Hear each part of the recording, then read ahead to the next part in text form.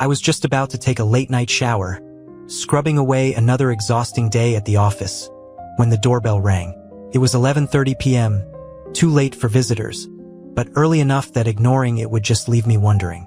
The last thing I expected to see when I opened the door was my past staring back at me, soaked in tears. My ex-fiancée, Brooke, stood there, trembling slightly, her mascara smeared in uneven streaks down her face. She was the ghost I had finally managed to bury 5 years ago, the one who'd ripped my heart out and left me bleeding when she cheated during our engagement. The shock of seeing her hit me like a sucker punch. For a moment, all I could do was stand there, frozen, feeling 1,000 old wounds crack open at once. "Matt, please, I need to talk to you," she whispered, her voice hoarse, like she'd been crying for hours. She looked like a mess, a far cry from the confident, put-together Brooke I remembered. My mind raced. I wanted to slam the door, to tell her to get lost and take her tears somewhere else. But I didn't. Instead, some part of me, maybe the part that once loved her fiercely, stepped aside and let her in. I'm not sure why I did it. Maybe I was a fool, or maybe I just needed to know why she was here, begging me like this. She sat down on my couch, and I could tell she was struggling to find the right words. I stayed by the door, keeping my distance. I didn't trust myself to get too close. I could still remember how easily she could break me, even with a look. It was then that my wife, Jessica, stepped into the room. She had been upstairs, probably getting ready for bed, unaware of the hurricane that had just blown through our front door. "Who's at the door, Matt?" she asked, and then she saw Brooke. Her face shifted instantly, a flash of something between shock and disgust before she forced a smile. I hadn't even had the time to tell her who Brooke was. Why would I? That chapter of my life was supposed to be closed, locked, and buried deep. But there Brooke was, her presence tearing open the pages of a book I tried so hard to burn. Jessica's smile was as cold as an iceberg. She crossed her arms, leaning against the doorframe. "And what brings you here so late, Brooke?" She emphasized the name with just a little too much weight, like it was sour on her tongue. It was the first time I realized how little she actually knew about that part of my past. I had only told her the basics. Nothing about the nights I spent crying after Brooke left. Nothing about how shattered I'd been. Brooke glanced at me, her eyes wide and pleading, then looked back at Jessica. I need Matt's help. It's really personal." She wiped her eyes, sniffling loudly, and the sound was like nails scraping on glass. Jessica raised her eyebrows, clearly unimpressed. "Oh, I'm sure it is," Jessica said, her voice like ice. "But whatever it is, I don't think it's Matt's problem anymore, is it?" She was staring directly at Brooke, not even acknowledging me. There was a tension in the air so thick you could almost taste it. Bitterness, jealousy, and something else I couldn't quite place. Brooke didn't back down. She shook her head and then turned fully towards me, ignoring Jessica as if she weren't even there. "Matt, please, I don't have anywhere else to go. I've messed up. I've messed up so badly." Her voice cracked, and for a moment, I almost saw the girl I used to love. The desperation in her eyes felt real, raw in a way I hadn't seen in years. Jessica let out a sharp laugh, bitter, almost mocking. "Seriously? You come to our house in the middle of the night and expect him to drop everything for you? After everything you did to him?" She took a step forward, and for a split second, I could see the fire in her eyes. She was furious, and maybe more than furious. She was threatened. I had never seen Jessica like this, not in all our time together. It was like the mask of calmness she always wore had shattered. "Jessica, I tried to interject, but she cut me off. "No, Matt, she doesn't get to come here and play victim. You don't owe her anything." Her words sliced through the air, and Brooke flinched visibly, her face crumbling. She looked at me, tears welling up again, and in that moment, I felt pulled in two directions. Brooke was a reminder of the worst pain I'd ever felt, but something in her eyes, some tiny spark of the past, made me pause. "I just need to talk to Matt alone," Brooke said softly, almost a whisper now. "Please, Jessica." There was a challenge in her voice that I didn't quite understand. Jessica stared at her, then at me, and I could see the silent question in her eyes. "Whose side are you on?" This was the moment that split everything open. I could feel the ground shifting under me, the past clawing its way back to the present. And I had to decide whether to hold on to Jessica or let Brooke's ghosts pull me back under it. I stood there, caught between two hurricanes. One in tears, one in fury. It was like some twisted nightmare that I couldn't shake myself awake from. Brooke's desperate eyes locked onto mine, pleading, and Jessica's stare. A mix of anger and disbelief drilled into the side of my head. I felt like a spectator in my own life, watching the chaos unfold. "Matt!" Jessica's voice broke the silence, cutting through my indecision like a knife. "Are you seriously considering letting her stay here?" Her words dripped with a mixture of incredulity and disgust. I couldn't just tell Brooke to leave. Not like that. As much as I hated myself for it, there was still a part of me that couldn't ignore her when she was standing there broken, looking more fragile than I'd ever seen her. I had 1,000 questions boiling inside. Why now? Why me? What did she think she'd find here? But I knew I wouldn't get the answers if I didn't let her speak. "Jessica, I just need a minute to figure this out," I said, trying to keep my voice calm, though my hands were trembling at my sides. Jessica narrowed her eyes, her gaze darkening as though I'd just betrayed her. She let out a scoff, shaking her head. "Wow, okay, I see how it is," she snapped. Without another word, she turned on her heel and stormed up the stairs, her footsteps echoing sharply through the house. Every thud felt like a countdown to something terrible. The bedroom door slammed, and the walls seemed to tremble in response. Brooke let out a shaky breath, and I turned back to face her. The living room felt too small, suffocating. "You've got 5 minutes, Brooke," I said, my voice coming out harsher than I intended. But I couldn't help it. The tension, the confusion, the look in Jessica's eyes. It was all eating at me, clawing at my insides. Brooke nodded, her eyes red and raw. She clasped her hands together, and for a moment, she was quiet, just staring at the floor like she was trying to gather her thoughts. "Matt, I know I don't deserve anything from you. I know what I did back then. Leaving you, everything. I know it was unforgivable," she started, her voice cracking. "But I have nowhere else to go. I left him." I blinked, a bitter laugh escaping before I could stop it. "Left who, Brooke?"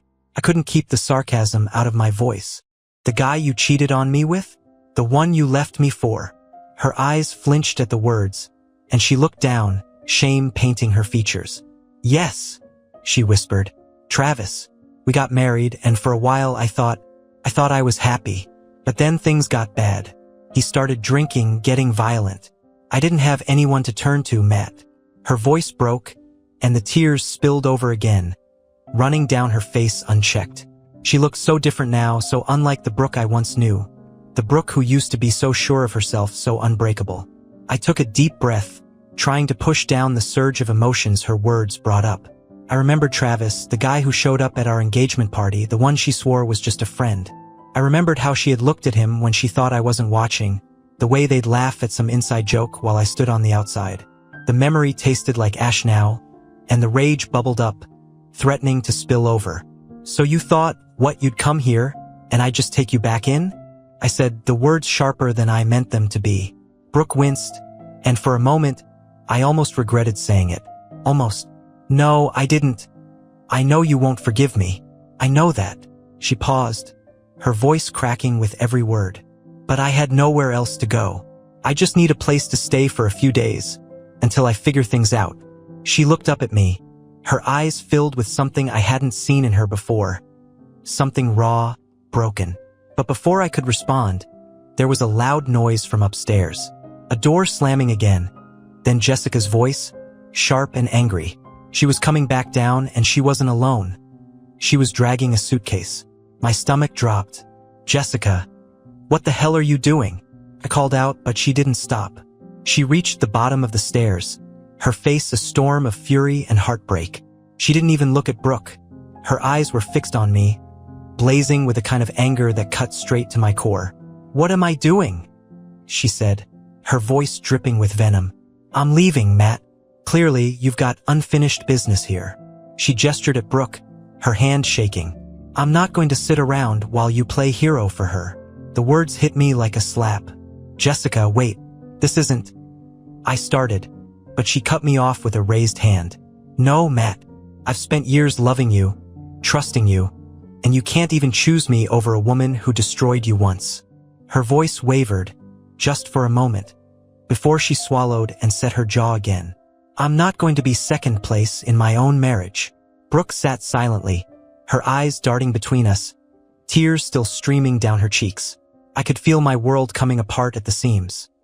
Jessica was leaving, and Brooke was here, and I didn't know how to fix any of it.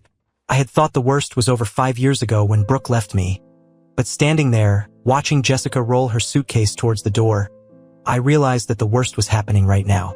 "Jessica, please, just give me a chance to explain," I pleaded, stepping towards her. But she shook her head, her expression resolute. "You already made your choice, Matt." And with that, she turned, opened the door and walked out, the sound of the door slamming shut behind her echoing through the silence. It was the sound of everything I knew falling apart. Brooke sat on the couch, still crying softly, and all I could do was stand there, staring at the door Jessica had just walked out of. Everything felt surreal, like I was trapped in someone else's nightmare. I had wanted answers, but all I had now was more questions, more pain. And the woman who had caused it all was sitting right in front of me, needing me once again. I stood there, frozen, staring at the door Jessica had just slammed shut. The house suddenly felt emptier, like all the warmth had been sucked out in an instant. The silence left behind by her departure was almost unbearable. I turned back to Brooke, who was still sitting on my couch, her face streaked with tears, her shoulders hunched, a ghost of everything I used to love, and now, somehow, the catalyst for everything crumbling around me again. "You need to leave," I said, my voice breaking through the thick tension in the room. Brooke looked up, her eyes wide, almost like she couldn't comprehend what I had just said. "Matt, please, I don't have anywhere to go," she whispered, her voice trembling. She looked vulnerable, like she was barely holding herself together, and for a moment, the pity tried to reach me, but I pushed it away. I had given Brooke so much pity before, so much forgiveness, and all it had gotten me was years of trying to piece myself back together. Jessica was right. I didn't owe Brooke anything. Not anymore. "You need to leave, Brooke," I repeated, more firmly this time. I could feel my hands trembling, but I tried to steady them by shoving them into my pockets. Her face crumpled, and she started to shake her head, more tears welling up in her eyes. "Please, Matt, just give me tonight. Just tonight to figure things out," she begged, her voice cracking with desperation. "I don't know where else to go, and Travis, he'll come looking for me. He's not safe, Matt. I'm scared." Her words hung heavy in the air, and despite every instinct screaming at me to turn her away, a small part of me hesitated. Fear. Real fear. It was the one thing I could still recognize in her that might be genuine. I let out a long breath, running my hands through my hair. "Fine," I muttered. "One night. That's it." I knew I was probably making a mistake. Again. But something about the way she spoke, her eyes wide and frantic, made me falter. I wasn't willing to throw her back into the arms of a man who might hurt her. Despite everything, I wasn't that kind of person. I couldn't just turn my back on someone in real danger. Brooke nodded, and I could see the relief wash over her, her shoulders slumping as she wiped her tears away with the back of her hand. "Thank you," she said, her voice barely a whisper, but I didn't respond. I just turned away from her, suddenly exhausted, the weight of everything pressing down on me like a boulder. I needed space, I needed air. I moved to the kitchen, leaving Brooke alone in the living room. I needed something, water, distraction, anything to keep myself from breaking down. I grabbed a glass, filled it at the sink, and took a long drink, trying to drown the ache inside me. My thoughts kept drifting back to Jessica. The way she'd looked at me, like she'd already made up her mind, like I'd let her down in the worst possible way. Couldn't blame her. I had stood there, useless, torn between a woman who had ruined me once and the woman who had tried to build me back up. And I had failed both of them. Suddenly, I heard footsteps behind me, and I turned to see Brooke standing in the doorway of the kitchen.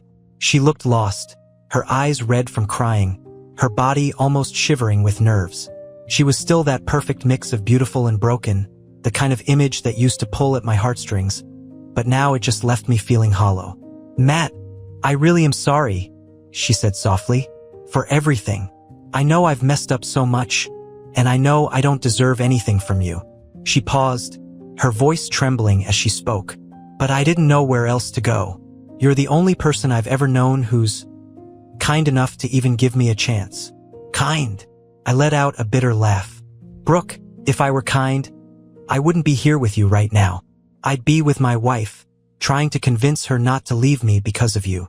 The words spilled out before I could stop them, the anger bubbling up and over. I slammed the glass down onto the counter, the sound echoing harshly through the kitchen. Brooke flinched, and I could see her eyes widen, tears threatening to spill again.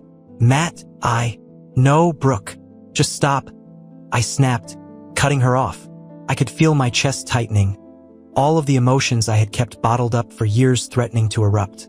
"You don't get to come back here and act like you care. You don't get to show up out of nowhere and blow my life apart because yours isn't working out." She stared at me, stunned into silence, and for a moment, the room felt deathly quiet. I took a deep breath, trying to steady myself, trying to swallow down the anger and the grief. But then she took a step towards me, her hand reaching out as if to touch me, and I took a step back. "Don't," I said, my voice low, almost a growl. "You don't get to do that, Brooke. Not anymore." She dropped her hand, her eyes filling with fresh tears. "I know I've hurt you, and I know I don't deserve anything from you. But I'm really, truly scared, Matt. I don't have anyone else." There it was again, the vulnerability, the desperation, the exact same look she had given me when she told me she needed to leave 5 years ago. The exact same look she had when she walked out of our engagement to be with someone else. I shook my head, turning away from her, unable to look at her face any longer. "You can stay tonight," I said, my voice hollow, exhausted. "But you need to leave in the morning. I mean it." I could hear her sniffle, hear the soft, shaky, "Thank you," she whispered. But I didn't respond. I walked past her, out of the kitchen, and into the hallway, away from her, away from the memories that were threatening to pull me under again. I made my way upstairs, each step feeling heavier than the last, until I reached the door to my bedroom. The door Jessica had slammed shut only moments ago.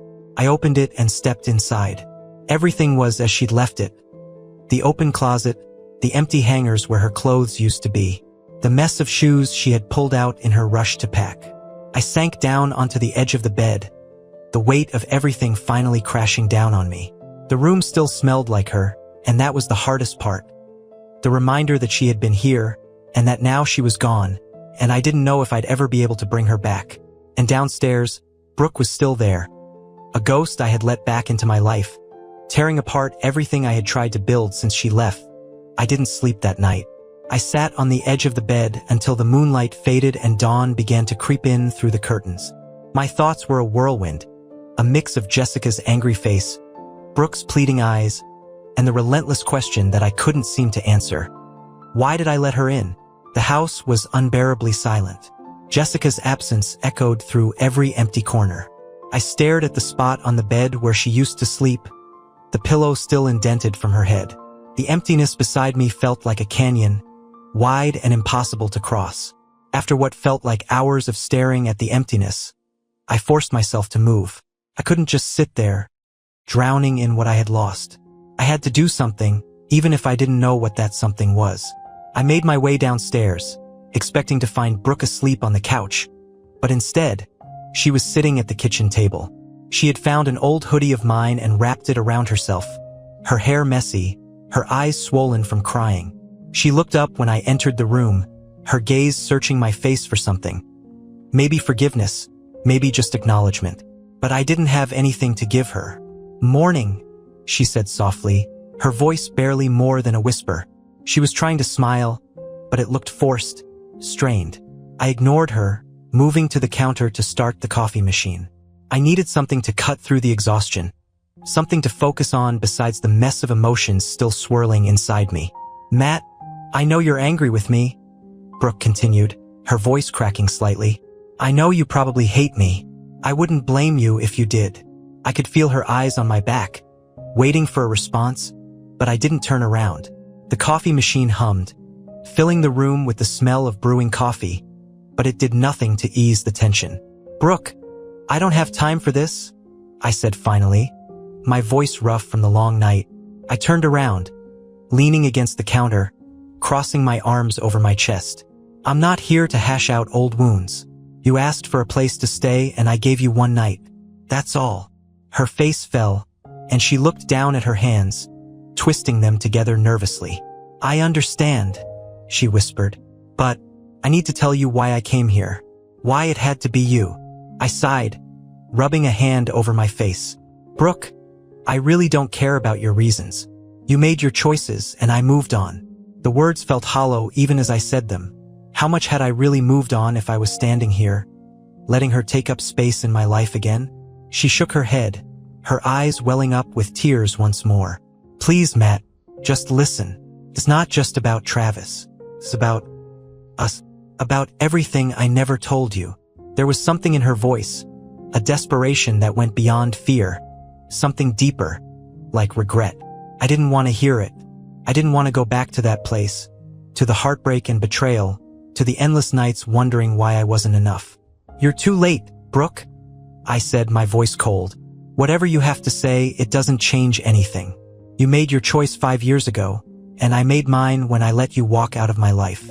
You don't get to come back now and dig all of this up again. She flinched at my words, her eyes shimmering with unshed tears. Matt, I know I hurt you. I know I destroyed everything we had. But I was scared. Travis made me feel like I had no choice, like I had to be with him or I'd be nothing. And now, he's worse, Matt. He threatened me. He said if I left, he'd find me, that he'd hurt me. Her voice cracked, and she buried her face in her hands, her shoulders shaking with quiet sobs. Part of me wanted to believe her, wanted to see her as the victim in all of this. But another part of me, the part that still remembered the way she'd looked at Travis at our engagement party, couldn't help but wonder if she was just spinning another lie, another excuse to get what she wanted. She had always been good at that, making herself the victim, making me feel like I had to save her.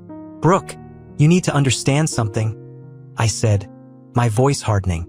You being scared doesn't erase what you did to me. It doesn't make it okay that you walked out without a word, that you left me to pick up the pieces while you ran off with him.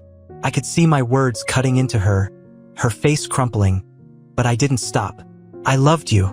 I would have done anything for you, and you threw it all away. You chose him, Brooke. And now you want me to save you from that choice. She looked up at me, her eyes wide, her face pale. I know, she whispered.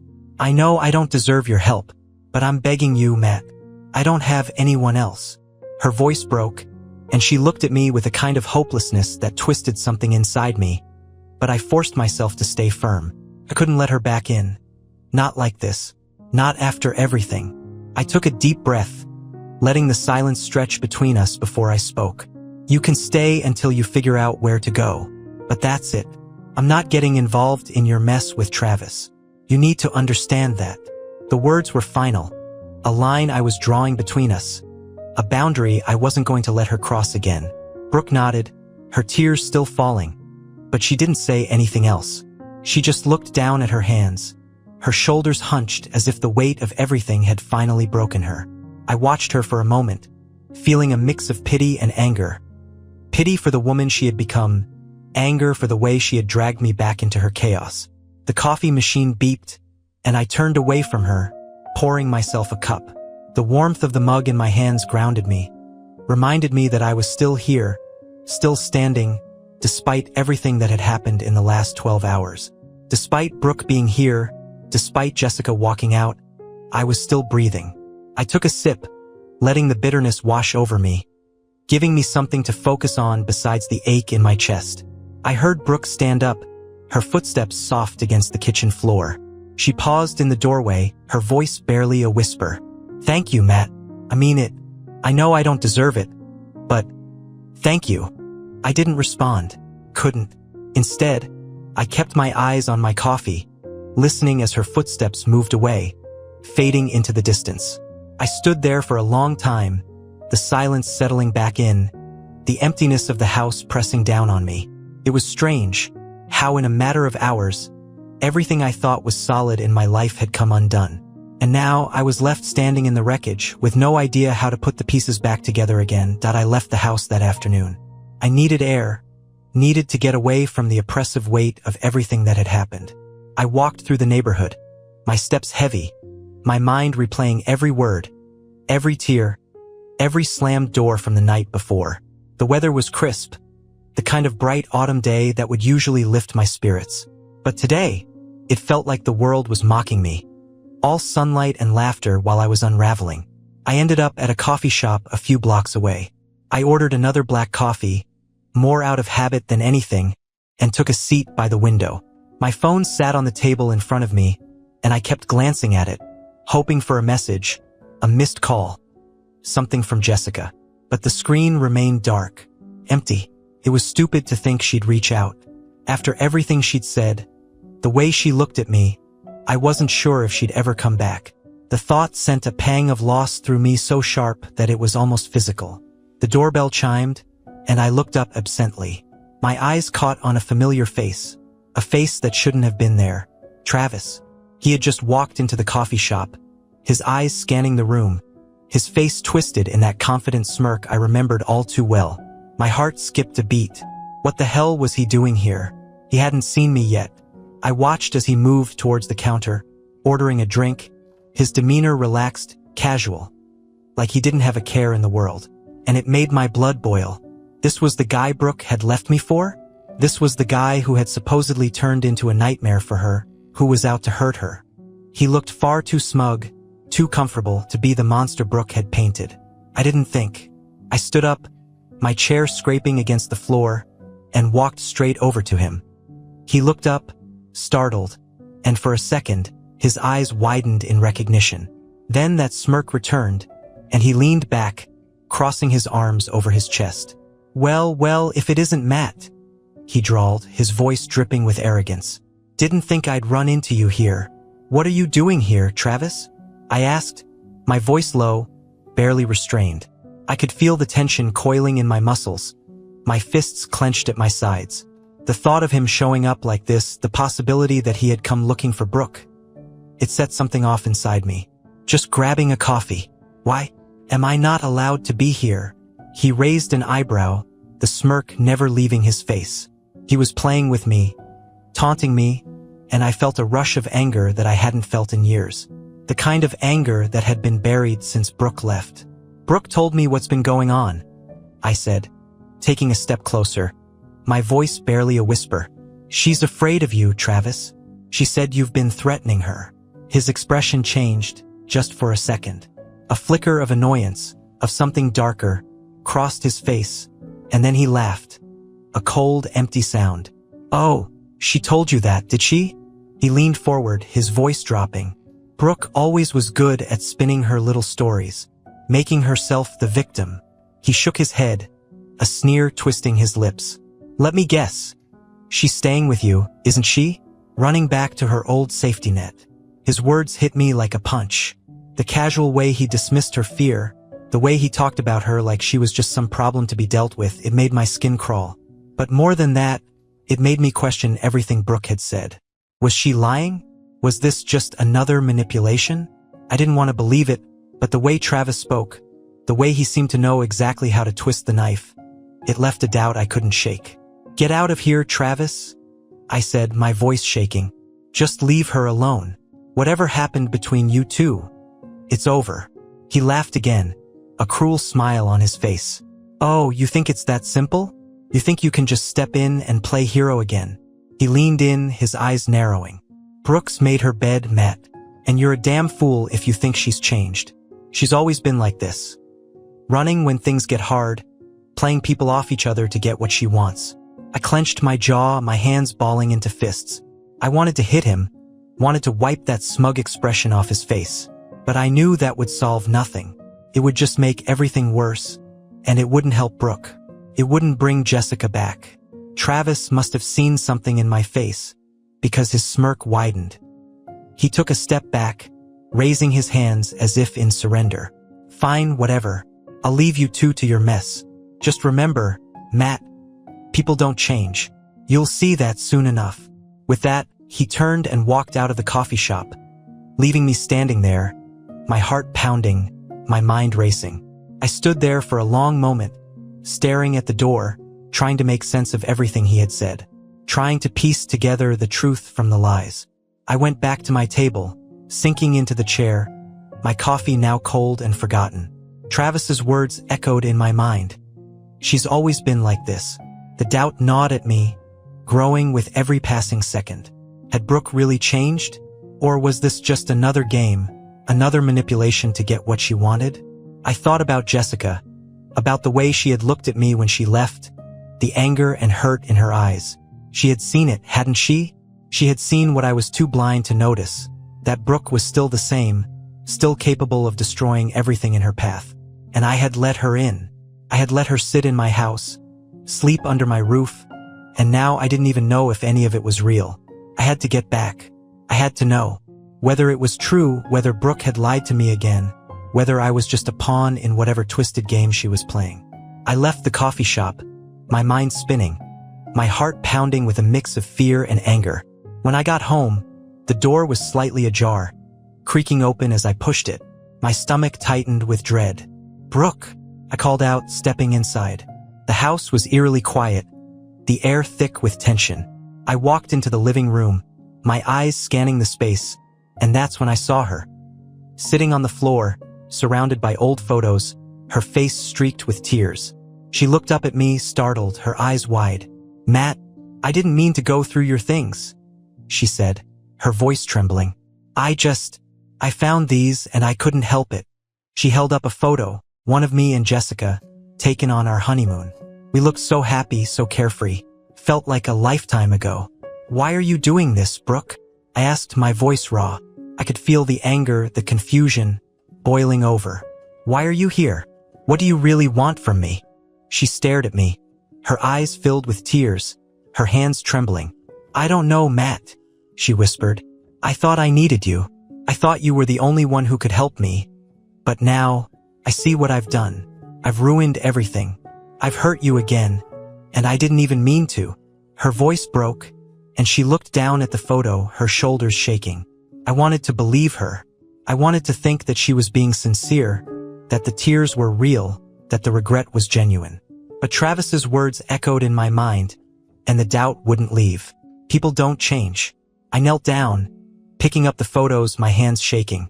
"You need to leave, Brooke," I said, my voice breaking. "You can't stay here anymore. I can't do this again. I can't lose everything because of you." She looked up at me, her face crumpling, and for a moment, I saw the old Brooke. The one I had loved, the one I had wanted to spend my life with. But that Brooke was gone. She had been gone for a long time, and all that was left was this broken shell, this chaos that she brought with her wherever she went. "Where will I go?" she asked, her voice barely a whisper. I shook my head, standing up, the weight of everything pressing down on me. "I don't know, Brooke, but you can't stay here. I need to fix what's left of my life, and I can't do that with you here." She didn't say anything else. She just nodded, her tears falling silently as she began to gather her things. And I stood there watching, my heart breaking all over again. This time not just for her, but for everything she had taken from me, and everything I had lost because I had let her back in. The next few hours passed in a blur. I stood in the doorway, watching Brooke pack up the few things she'd brought with her. Her movements were slow, hesitant, as if she was hoping I might change my mind at the last second, tell her she could stay, that we could somehow make sense of this mess. But I stayed silent, my arms crossed, leaning against the frame. My resolve was holding, even though every second felt like it was pulling me apart. The sun had started to dip below the horizon, casting long shadows across the room. Brooke zipped up her bag, her eyes flickering to mine, filled with something that looked a lot like regret. She opened her mouth, maybe to say goodbye, maybe to plead one last time, but I shook my head before she could even start. "Brooke, there's nothing left to say," I murmured, my voice heavy. "You need to go, and you need to let me go too. We're done." My words were like lead in my mouth, but I forced them out. They were necessary, maybe the only thing that could truly bring this chapter to an end. She nodded, tears glistening in her eyes, and for the first time, she didn't argue. She took a shaky breath, her shoulders slumping, and then she walked to the door. There was a moment where she paused, her hand on the knob, as if she was trying to hold on to something. an apology left unsaid, a memory still clinging to life. But there was nothing left between us. Not anymore. She opened the door, and for a second, the cool evening air swept in, chilling the room. And then, just like that, she was gone. The door clicked shut behind her, and I stood there, staring at the spot where she had been, feeling an emptiness that was almost staggering. It wasn't like the heartbreak from before, not the sharp, immediate pain of losing her to someone else. No, this was different, quieter, deeper, like standing in the ruins of a home you once knew. I moved to the window, looking out just in time to see Brooke's figure disappear down the street, swallowed by the shadows. I let out a long breath, one I hadn't realized I'd been holding, and turned away, letting the curtain fall back in place. The house felt too quiet, too still. The weight of everything that had happened pressed down on me. The echoes of Jessica's voice, the anger, the disappointment. I had lost her, and the realization was almost too much to bear. My eyes scanned the living room, and I saw something I hadn't noticed before. A photograph, half hidden under the couch where Brooke had been sitting. I bent down, pulling it free, and felt a lump rise in my throat. It was a picture of me and Jessica from last Christmas. We were sitting by the tree, her in one of those ridiculous holiday sweaters I always made fun of but secretly loved. I was holding her close, and we were both laughing, the kind of unfiltered joy that seemed impossible to recapture now. I sank down onto the couch, staring at the photo, my vision blurring. Everything I had done, every decision I had made in the past 24 hours, had led me to this point. Alone, holding onto a memory that was slipping further away with each passing second. My phone buzzed on the coffee table, snapping me out of my thoughts. I picked it up, my heart jumping into my throat when I saw Jessica's name flash on the screen. A text, just one line, simple, but enough to make my chest tighten. "I'm coming by tomorrow to get the rest of my things. Please don't be here." I read it once, then twice, the words stabbing into me with brutal clarity. There was no anger in her message, no accusations, just the cold finality of her decision. She was done with me, and there was nothing left for me to say that could change her mind. I wanted to reply, wanted to beg her to let me explain, to tell her that I had sent Brooke away, that I wanted her back more than anything. But what good would it do? Jessica had given me her trust, and I had shattered it by letting Brooke back in. She had asked me to choose, and in my hesitation, I had chosen wrong. I typed out a message, my hands shaking. "I understand. I'm sorry." It was all I could say, maybe all she'd let me say. I hit send, the words feeling hollow and empty. I placed the phone back on the table, and for a moment, all I could do was sit there, staring at the floor, feeling the weight of everything pressing down on me. The hours blurred together. I couldn't sit still, couldn't stay in that living room, surrounded by everything Jessica and I had built together. I paced the house, my footsteps echoing in the silence. Eventually, I found myself in my bedroom, the closet still open, Jessica's half of it empty, her clothes and shoes gone. I walked over, my fingers brushing against the few hangers that remained, the emptiness of the space like a hollow ache in my chest. There were still little reminders of her everywhere. A book on the nightstand, the scent of her perfume lingering in the air, a pair of earrings she must have left behind in her rush. I picked them up, turning them over in my hands, the metal cool against my skin. The realization hit me then, sudden and brutal. She was really gone. Not just for the night, not just to blow off steam, but really, truly gone. And all because I couldn't let go of the past. Because I had let Brooke's tears and regret manipulate me into making the wrong choice. I sank down onto the edge of the bed, the earrings still in my hand, and for the first time since all of this started, I let myself break. The tears came slowly at first, then faster until I was sobbing, my shoulders shaking, the weight of everything too much to hold in. I had lost the woman I loved because I hadn't been strong enough to let go of someone who had already destroyed me once. When the tears finally stopped, I felt drained, empty. I looked at the earrings in my hand, then placed them gently on the nightstand. I couldn't keep doing this, holding on to pieces of people who were no longer part of my life. I had to let go, not just of Brooke, but of the version of myself that had always wanted to save her, that had always been willing to sacrifice everything for someone who didn't deserve it.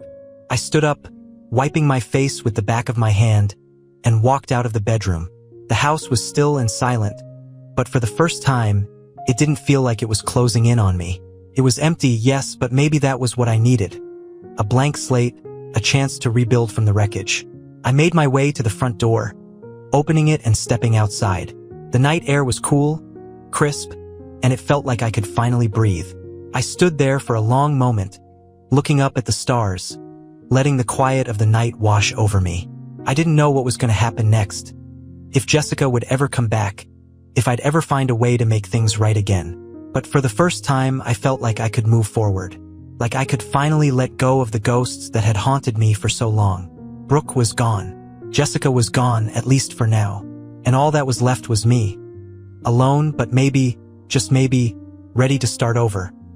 The morning came quietly, the kind of stillness that made me feel like even time itself was holding its breath. I hadn't slept. Instead, I'd spent the night on the couch, staring blankly at the ceiling, trying to prepare myself for what was about to happen. Jessica had texted me that she'd come by today to get her things, and I knew that meant I had to make myself scarce. I got up, my body aching from the uncomfortable position, and rubbed a hand across my face. I could still feel the exhaustion tugging at me, but the thought of seeing Jessica, of having to look her in the eyes and watch her walk out of my life for good, was enough to propel me into action. I needed to leave before she arrived. I couldn't put either of us through more pain than I already had. I moved around the house mechanically, picking up my keys, my phone, anything I might need for the next few hours. There was a strange calm in the house, a quietness that I knew wouldn't last long. It was the calm before the final storm. I wrote a note for Jessica, placing it on the kitchen counter where I knew she'd see it. Just a simple, "I'll be out. I'm sorry for everything." It felt hollow, but what more could I say? She deserved more than an apology, but it was all I had left to give. Before I could second-guess myself, I walked out the front door, the morning sunlight blinding me for a moment. I stood there on the porch, the door closed behind me, and took a deep breath. Then I turned and left, not daring to look back. I didn't have a destination in mind. I just drove, letting the streets and stoplights guide me. The city was waking up, people walking their dogs, heading to work, going about their lives as if everything was normal. I envied them. Their simplicity, the way they moved forward, unaware of the unraveling that had happened in my home over the last 2 days. Eventually, I found myself at a park I used to go to when Jessica and I first started dating. It was a small, quiet place, with a path that circled a lake, benches placed every few yards for people to sit and watch the ducks glide across the water. I pulled into the parking lot, shutting off the engine, and just sat there for a while, the memories washing over me. I remembered bringing Jessica here on a crisp fall afternoon, just like this one, when we'd barely been together for a few months. She had brought a picnic, complete with a red and white checkered blanket and a basket filled with sandwiches and wine. We had spent hours talking, laughing, feeding bits of bread to the ducks until the sun set and the sky turned that soft pinkish purple. I remembered thinking, right then, that I could spend the rest of my life with her. I closed my eyes, swallowing the lump in my throat. It was strange, the way one person could change everything. One decision, letting Brooke back into my life, had shattered everything I had built with Jessica. I had thought I was doing the right thing, that I was being compassionate, but I realized now that I had been selfish. I'd been holding on to a past that had no place in my present, and in doing so, I had lost the one person who truly mattered. I got out of the car and walked down to the lake, finding a bench that was still wet with dew. I didn't care. I sat down, the cold seeping through my jeans, and watched the water, the ducks bobbing lazily in the ripples. My phone buzzed in my pocket, and I pulled it out, my heart skipping a beat when I saw it was from Jessica. "I'm here. I just wanted you to know." I could picture her in the house, moving around, gathering up her things, the life we had built together slowly being dismantled piece by piece. The thought hurt, really hurt, but I knew she deserved the space to do this on her own. I couldn't be there, standing in the doorway watching her pack away her life. It wasn't fair to her. It wasn't fair to either of us. I typed out a response, my fingers trembling. "Okay, take your time." I hit send and stared at the screen, waiting, though I didn't know what I was waiting for. Some sign that things would be okay? Some message that she still loved me? I knew I wouldn't get that. Not now. Maybe not ever. I put my phone away, leaning back on the bench, closing my eyes against the brightness of the morning sun. The wind rustled the leaves overhead, and I let myself listen to the sound, let it calm me. There was a kind of finality in today. Jessica was taking the last of her things, and I had to let her go. I had to let go of everything. I wasn't sure how much time passed, but eventually, my phone buzzed again. I pulled it out, my stomach tightening, and saw another message from Jessica. "I'm done." I left my keys on the counter. "Take care of yourself, Matt." The words were like a knife, sharp and painful, cutting through me with a precision I couldn't fight. Take care of yourself felt so distant, so final. I wanted to ask her to stay, to fight for what we had, but I knew it was pointless. She had given me every chance, and I had thrown them away. I typed out a response. "You too, Jess. I'm sorry." I stared at the message for a long time before hitting send. Felt like goodbye, and maybe that's what it was. Not just to Jessica, but to everything I had hoped for, everything I had tried to hold on to. The park was still quiet, the lake still, and I let myself breathe in the crisp air. Let it fill my lungs. Let it cleanse me in a way I hadn't allowed myself before. I had lost so much, but maybe that was the point. Maybe losing everything was the only way I could finally figure out who I was without Brooke, without Jessica, without anyone to define me but myself. The sun was higher now, warming the air, and I stood up, brushing the dew from my jeans. I walked back to the car, my steps slow but steady, and got in, starting the engine. I didn't know where I was going, but for the first time that felt okay. I pulled out of the parking lot, driving away from the park, from the memories, from everything that had brought me here. I didn't know what the future held, but maybe that was the point. Maybe it was time to find out. The house was quiet when I returned. The emptiness had a different weight to it now. It was final, no longer just a pause but an ending. I stepped inside, my eyes instinctively flicking to the spot where Jessica's keys had always hung, and the sight of the empty hook hit me like a punch. She was really gone, and this was my reality now. I closed the door behind me, leaning against it for a moment, letting the silence settle over me. The air still smelled faintly of her, of lavender, her favorite scent, and something else, something warm and familiar that made my chest ache. I wanted to hold on to that scent, to breathe it in forever, but I knew it would fade, just like everything else. I forced myself to move, one foot in front of the other, step by step, into the living room. The couch was empty, but I could almost see her there, curled up with a book, her face lighting up when I walked in. I turned away, unable to bear it, and walked into the kitchen. The note I had left for her was still on the counter, untouched. I crumpled it in my hand, tossing it into the trash. It was too late for notes, for apologies that were never enough.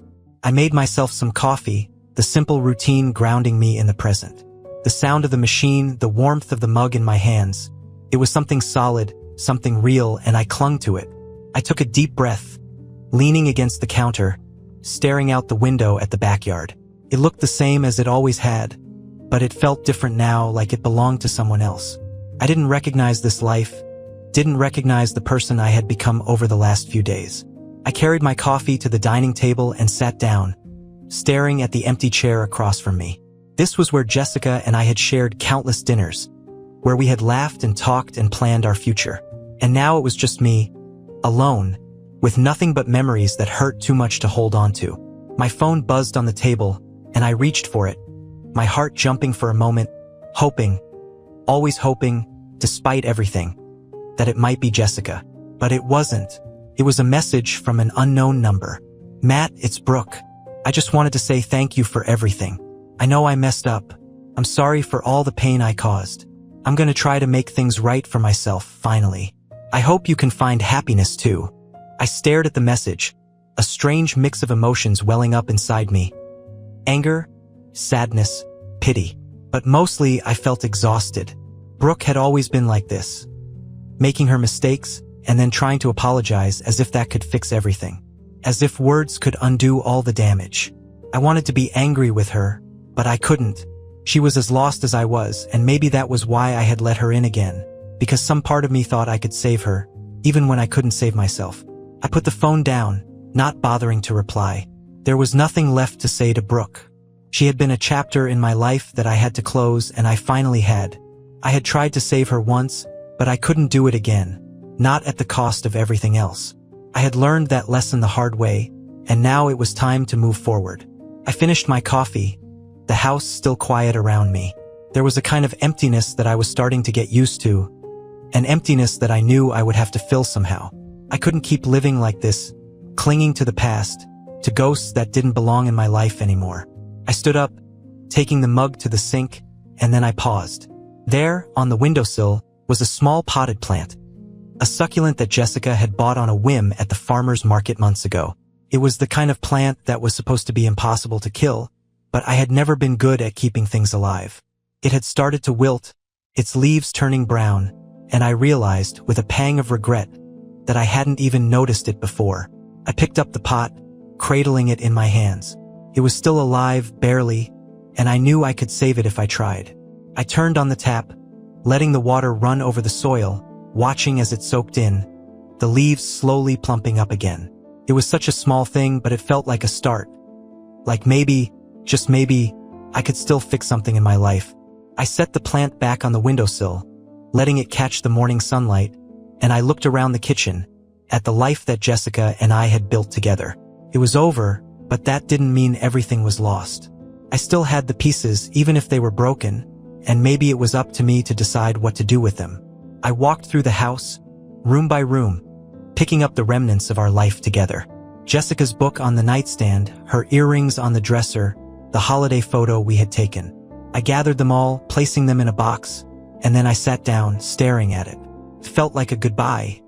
One that I wasn't ready for, but one that I needed. I carried the box to the closet, setting it on the top shelf out of sight. I wasn't ready to throw those memories away, but I couldn't keep them in front of me, couldn't keep holding on to something that wasn't mine anymore. I took a deep breath, letting the air fill my lungs, and then I let it out slowly. It was time to start over. Time to let go of Brooke, of Jessica, of the man I had been, and figure out who I was now. The road ahead was uncertain, but maybe that was okay. Maybe the only way to truly move forward was to accept the uncertainty, to embrace it, and to let myself grow from the wreckage. I walked back to the kitchen, glancing at the little plant on the windowsill, its leaves already starting to look greener.